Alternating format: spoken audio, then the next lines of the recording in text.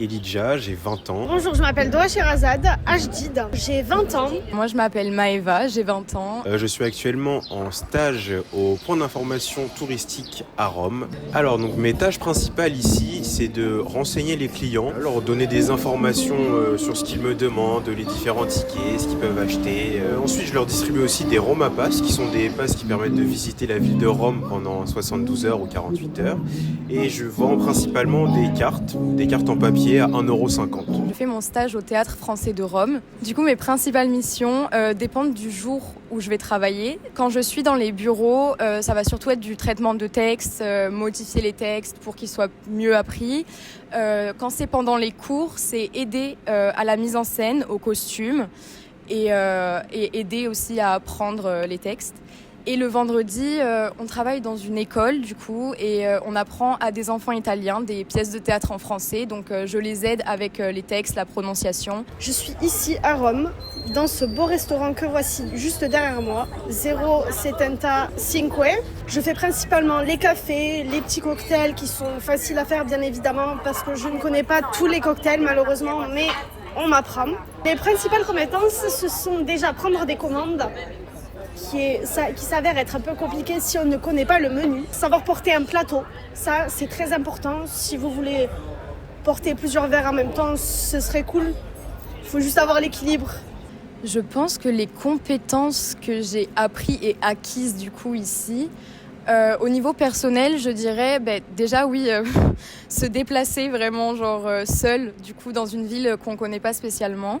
Après forcément d'avoir une tenue appropriée donc pour le travail, savoir avoir un langage qui puisse être adapté à tout dépend de la personne à qui on parle, mais quand on parle à des supérieurs, à des enfants. Alors ça m'apporte énormément parce que ça me permet de voir des personnes de beaucoup de nationalités différentes, que ce soit espagnoles, italiennes évidemment, américaines, coréennes. C'est bien de voir un peu les comportements humains de chaque personne que je rencontre, que ce soit mes collègues ou alors les touristes.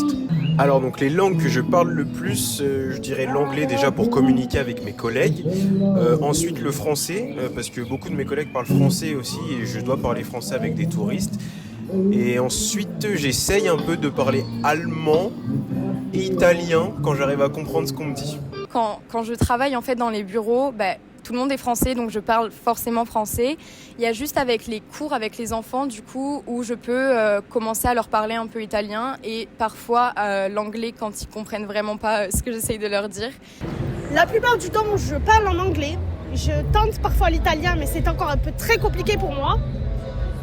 Et la plupart aussi du temps français.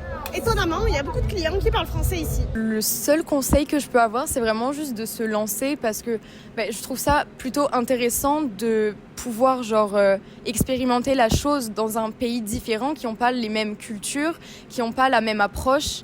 Donc en vrai, juste de se lancer et de ne pas hésiter à postuler parce que c'est vraiment une super expérience. Déjà, il faut savoir parler anglais parce que ça va beaucoup t'aider. Honnêtement. Beaucoup. Énormément. Il faut parler anglais. Il faut. Alors ce que je dirais, c'est surtout d'oser.